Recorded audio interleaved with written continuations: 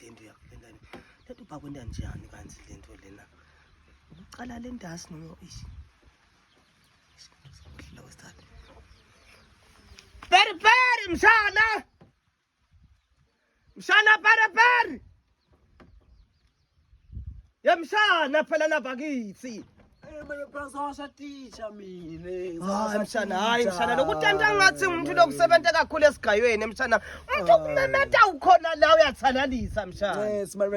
nyalo kufuna kuthi ngithatha angikuthengele litafiti nakunathi yavula khona ubabheka kimi angithi ngiphoma livele ngifuna kucela awungicathuwe amatafisi ngifuna la sulale lapha emshana yathi khona but ngakufunze ngifuna ufunze lokhu sicoca kanjani nalabantu lana ngifuna nje wena ube straight ke lengubitela kona uyakwati ku delete Facebook uyakwati ku delete problem ngi 2000 phambi ukuthi uyakwati ku delete WhatsApp ngetechnology siya konke kimi manje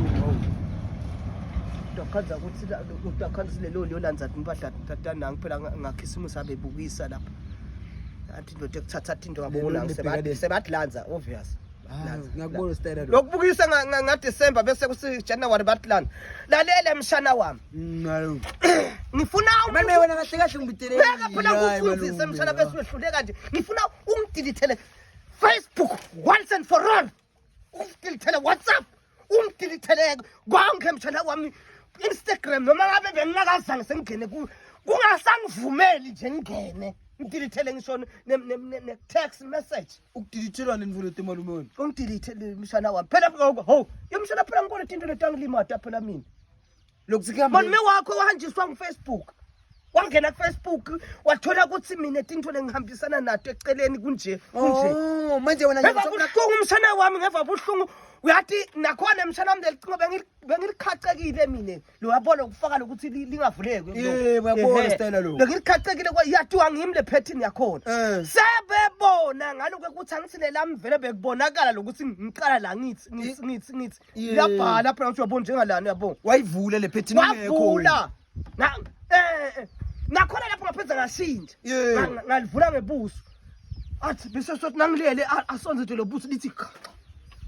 wena emalume ulivula lecingo wena boye wangena khona mshana wami wathi ukuthi nakasho bekahlola sesengiyindodza ngithi ngitibutha kona bese ngingashintsha nini mina bengingashintsha kuba indodza ngibese ngiba yini ayi nawe malume mina ngiyakufona wakhanza lapha mshana wami labanye bomalume wakho labancane bangambathi yabo ngithi umuntu phela yakujabulela akusendele nje angambathi anjengamhluzana belekwa wabona esikole lapho abese ubhala incwadi sisala kahle enzangala hayi ibhlungu mshana wami ibhlungu manje manje songcono takudelete yonke into lekhona efonini yakhe manje angisafuni phela mshana taphenza kungiphinze kulomunye phela noma ngabe ngingathiwa nje ngithola omunye angisaphenza kungiphinze phela bathi lunyala labasha laphinza manje malume ngiyakuva lokho so kahle kahle kwendekeni ndane malume lana ngibale wrong kwendekeni kahle kahle lana hayi mshana wami uthi eqiniso lo kuluma malume waba wrong la kwaba ngimi mshana Nobudlelwane ezesivalelisana kwaba ngimi.